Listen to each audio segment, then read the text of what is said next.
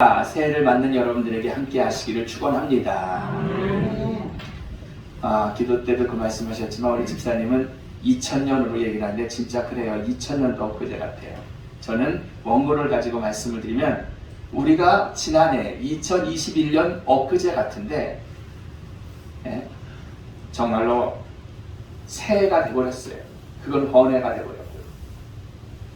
새해 주님의 축복 여러분들이 가득하시기를 주의 이름으로 축원합니다. 우리들이 신년 그러면 많이 보는 게 뭐 만사형통이니 새해 복 많이 받으세요. 이런 인사들을 하죠. 이건 결국 뭐예요? 새해에는 더 네가 당신이 축복됐으면 좋겠다라는 이런 말이거든요. 누구에게나 그런 마음이 또 있고요. 여러분 나름대로 선한 것, 틀린 것을 구별해서 버릴 것은 버리고 취할 것을 취하는 삶을 살려고 이 새해에는 우리가 다짐을 해요. 대부분의 사람들이. 이건 나쁜 거야, 버려. 이건 할만해, 좋아. 이런 말이죠. 그리고 우리 신앙인들이기 때문에 이왕이면 내가 이 신앙인이기 때문에 하나님의 뜻 안에서 하나님이 기뻐하실 삶으로 내가 살아야 되겠다라고 생각들을 하거든요. 이와 잘 맞는 복음성가가 있어요. 우리 끝나고 그럴 텐데 주님 말씀하시면 내가 나아가리라. 주님 뜻이 아니면 내가 멈춰서리라.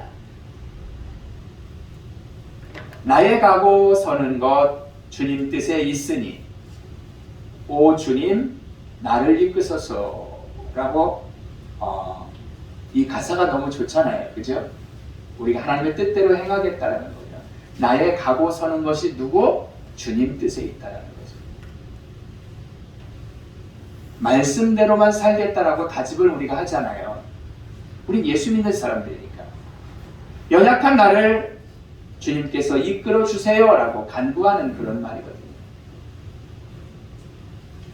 그러게 요즘은 코로나 시대라 그런 게 좀 없지만 그전에는 송구영신 예배를 드리면은요 정말 잘 사는 분들, 고급차를 끌고 다니는 그런 분들도 송구영신 예배 자기에서 딱 끝나고 기도원에 가서 신년까지 기도하고 내려오는 하나님 앞에 내어 맡기고 다짐하는 그런 성도님들도 굉장히 많았기 때문에 기도원이면 자리가 없을 정도였어요.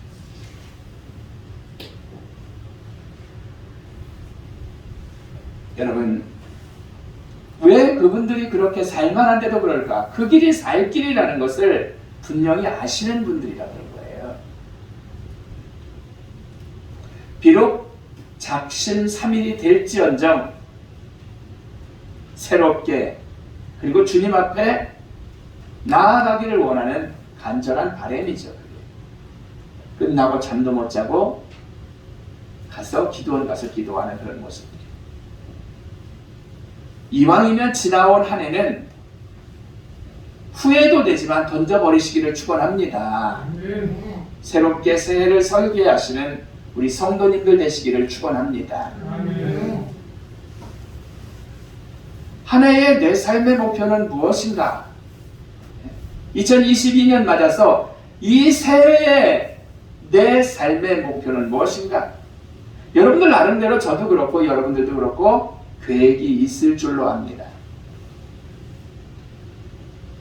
하지만 어떤 삶이 복이 될런지는 여러분들 스스로 아실 거예요. 바로 복음성과 가사대로 순종하며 맡기는 삶. 이것이 바로 우리가 잘 되는 삶이고 복받는 삶이라는 거죠. 출애굽기 말씀을 보면 어떠했어요? 주님이 가라 하면 가고 서라 하면 서고 누가? 이스라엘 백성이. 오랜 기간 동안 40년을 그렇게 지냈어요. 광야에서. 그게 사는 길이었거든요. 그들에게는요. 그게 축복의 길이었단 말이에요. 모세가 시내산에서 하나님 만나러 갔을 때 이탈자들이 조금 있었어요. 그래서 십계명 돌판을 받아보 내려온 거를 그 이탈자를 보고 우상숭배고 하니까 집어던져서 부서져 버렸거든요. 화가 난 거죠, 모세는. 하지만 그들은 하나님의 말씀을 거역했기 때문에 결국 어때요? 죽음 맞이했어요. 형벌을 받잖아요. 신명기 말씀을 5글자로 얘기한다면 축복과 저주라는 말씀이에요. 하나님 말씀에 순종하면 보다 축복, 하나님 앞에 불순종하면 보다 저주라는 거죠. 성경 전체를 볼 때 축복과 저주는 하나님 앞에 순종하느냐 불순종하느냐의 그 차이예요. 오늘 본문의 말씀을 봅니다. 신명기 기자는 말합니다. 좀 들어줘 보세요. 하나님의 말씀을 듣고 명령하는 대로 행하면, 말씀 들어요. 그리고 그대로 행동을 우리가 한다면 하나님께서 어떻게 하겠다? 세계 모든 민족 위에 뛰어나게 하실 것이다 라고 말씀합니다. 그러니까 내가 잘 살고 내가 뛰어난 사람이 되는 것은 별거 아니에요. 하나님 앞에 순종하면 가능하다는 거죠. 우리의 자녀들이 축복받기 원하신다면 여러분 다른 거 없어요. 하나님의 말씀을 지켜 행하면 다 저절로 축복이 이루어지는 줄로 믿습니다. 먼저 그 나라와 의를 구하라. 그리하면 모든 것을 너희에게 더하게 해주시리라. 마태복음 6장 33절도 똑같이 얘기하고 있거든요. 하나님 나라 구하고 하나님 뜻대로만 살면 우리는 다 하나님이 나머지는 덤으로 주신다라고 말씀하셨어요. 여러분 오늘 본문의 2절부터 봅니다. 하나님의 말씀을 청종하면 어떻게 된다? 모든 복이 내게 임하여 라고 얘기하고 있어요. 말씀을 청종하고 지키면 모든 복이 내게 임한다라고 했어요. 성읍에서도 복을 받고 어떻게 돼요? 들에서도 복을 받고, 하나님의 말씀에 순종하면 내 사는 도시 안에서도 내가 복을 받는 거예요. 멀리 가도 들판에 가도 복을 받는다라고 얘기를 했어요. 그리고 또한 어느 정도냐면은 내 몸의 자녀들, 내 토지의 소산물들, 내가 기르는 화분이나 농사 짓는 것들이죠. 그리고 내가 기르는 짐승의 새끼까지도 소와 양의 새끼가 복을 받는다 그랬어요. 어떻게 할 때? 내가 하나님의 뜻대로 순종하며 살 때. 그러면서 또 얘기를 합니다. 떡광주리와 뒤 반죽 그릇이 복을 받을 것이며 내가 들어가도 나가도 복을 받는다라고 말씀하고 있습니다. 뭐를 하든 어떻게 되든 가정에 있으나 회사를 가나 내가 양육을 하는 그러한 모든 짐승들까지도 복을 받게 된다는 축복의 주인공이 된다는 그런 말씀이거든요. 앞에서 말씀을 드렸지만 우리는 새해를 맞으며 다짐을 하죠. 학생들은 어떻게 다짐해요? 내가 좀 더 공부를 열심히 해야겠다. 어른들은 규칙 있게 성실하게 살아야 되겠다. 성도님들이니까 그런 건 없겠지만 술을 많이 하시는 분들은 술을 끊어야 되겠다.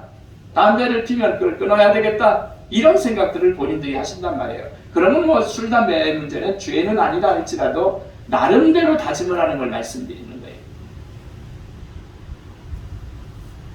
여러분, 우리가 진정으로 축복의 삶을 기원하는데 그러기 때문에 어떤 면에서 보면 작심삼일이 될지언정 그러한 다짐들을 한다는 거죠.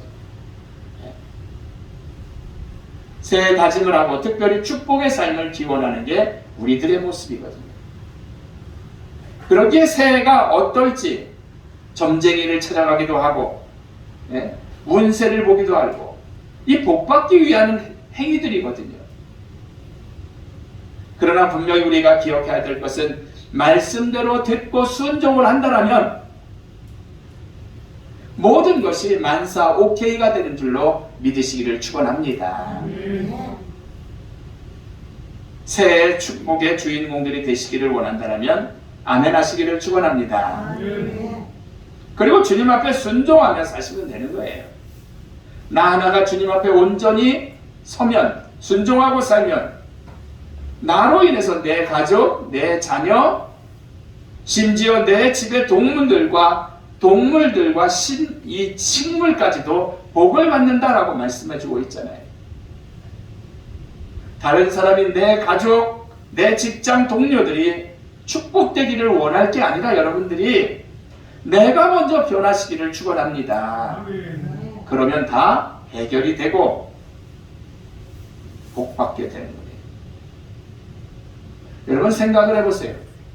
내가 만약에 복을 받아서 내가 좋은 차를 타고 가거나 좋은 집에 산다고 한다면 우리 식구도 더불어서 복 받는 거 아니에요? 나만 타는 건 아닐 거 아니에요? 나만 사는 거 아니고. 여러분 성경의 위인들이 선조들이 그렇게 사셨어요. 요셉을 보시기 바랍니다. 역경과 고난의 연속이었단 말이에요. 요셉이라는 사람은 하나님 앞에 그러나 그는 바로 섰어요. 이로 인해서 그는 어떻게 돼? 애굽의 총리가 되잖아요. 그거로 끝나는 게 아니라 이웃 나라들이 애굽에 와서 식량을 사니까 굶어 죽지 않았단 말이에요. 이스라엘 백성들도 자기 아버지도 요셉 때문에 어떻게 보면 굶어 죽지 않고 살거든요. 왕은 요셉을 점점 더 신뢰하고 그를 위해서 왕과 나라는 그 때문에 부흥하게 되잖아요. 많은 사람이 죽을 것도 죽지 않는 은혜가 있었죠. 새해에는 오늘 말씀처럼 살기를 원합니다. 주님 앞에 굳건히 서기를 축원합니다. 예수님은 순종하지 못하는 나사렛 사람들을 향해서 오늘 25절에 이런 말씀을 하시죠. 사렙다 과부의 순종을 배우라 라고 말씀을 하세요. 엘리야 선지자가 활동하던 시대예요. 가뭄이 들었어요. 먹을 게 진짜 없었단 말이에요. 이스라엘에 큰 흉년이 들었어요. 하나님이 엘리야 선지자를 사렙다 과부가 사는 집에 보내셨습니다. 그리고 과부하고 아들하고 둘이 사는데 먹을 게 진짜 없으니까 마지막 남은 밀가루 조금하고 한 움큼이죠. 기름 한두 방울 있는 걸 가지고 이제 마지막으로 식사를 하고 우리로 말하면 쌀이죠. 앞에서 먹고 둘 다 이제는 아무것도 없으니까 그렇게 하고 그냥 죽을 거 생각하고 있었습니다. 그런데 엘리야 선지자라는 사람이 떡하니 나타나서 뭐라 그래요? 그 가루와 기름으로 떡을 하나 만들어서 나에게 가져오라. 나 배고프니까 내가 먹겠다라고 얘기를 합니다. 근데 놀라운 사실은 어때요? 그러면서 또 말씀을 합니다. 흉년이 들 때까지 통에 기름이 닿지 않고 가루가 닿지 않을 것이다. 계속 남을 것이다 라는 거죠. 과부는 엘리야 선지자의 말에 순종을 하고 마지막으로 먹을 양식과 기름으로 빵을 구워서 엘리사를 이렇게 갖다 주면서 봉양을 하죠. 그랬더니 진짜 통의 가루가 수북하게 쌓이고 기름병에서 기름이 떨어지지 않는 은혜가 있었습니다. 할렐루야. 이해되지 않는 상황에서도 하나님의 선지자의 말씀에 순종했을 때 하나님께서는 큰 축복을 주시는 거죠. 여러분, 우리의 신앙은 순종하는 데서부터 하나님을 체험하게 되는 것으로 믿으시기를 바랍니다. 순종해야 하나님 체험하는 거예요. 살아계신 하나님을 만나려면 순종하는 신앙인이 돼야 한다는 거죠. 오랜 세월 교회를 다녀도 하나님의 말씀을 믿고 순종하지 않는다면 그건 소용없어요. 하나님의 선지자의 말씀에 순종했을 때 하나님이 더 큰 복을 주신 거거든요. 엘리야는. 여러분, 우리의 신앙은 순종하는 데서부터 하나님을 체험하게 되는 거거든요. 살아계신 하나님을 만나려면 순종하는 신앙인이죠. 네. 하나님을 믿고 순종하며 더 믿음 좋은 신앙인이 되시기를 주의 이름으로 축원합니다. 올해는 그렇게 한번 살아보자고요. 결론적으로 말씀을 드리고 마쳐요. 지금으로부터 약 100여 년 전에 아일랜드에 한 여자가 있었습니다. 이 여자는 부자면서도 늘 검소하게 사는 거예요. 근데 막 전기가 공급될 때 가장 먼저 전기를 신청해서 이 여자는 돈이 있으니까 시설을 했습니다. 그런데 몇 달 있다가 전기 직원이 검침을 나왔는데 전기를 거의 쓰지 않은 거예요, 이 여인이. 네? 그래서 물었습니다. 여사님, 전기 공사는 오래전에 했는데 왜 전기를 거의 쓰지 않았네요? 전기 혹시 고장 났습니까? 그 여자가 말을 했습니다. 아니요, 고장 안 났습니다. 다만 아까워서 평소에는 안 쓰고 저녁에 촛불에 불 비칠 때만 잠깐 쓰죠. 자, 그때 검침원이 이런 말을 했습니다. 그래요? 우리가 처음 전기를 공급하면서 시범적으로 평생 무료로 공급한다라고 말씀을 드렸는데요. 라고 말을 했습니다. 잊으셨어요? 마음껏 쓰셔도 되는데요. 여자는 깜짝 놀랐어요. 왜? 그래요? 무료였어요? 라고.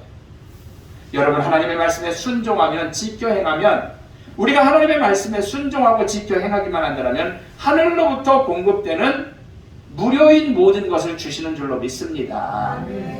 하나님의 은혜, 능력, 기도응답, 축복, 이런 것들을 다 우리가 무료로 받는 거예요. 문제는 뭐예요? 전기불 이 여인처럼 우리가 그것을 모르고 무시해버리기 때문이라는 거죠. 모두 다 마음껏 누리시기를 바랍니다. 모든 것을 누릴 수 있으면서 가난하게 산다면 바보 같은 삶이거든요.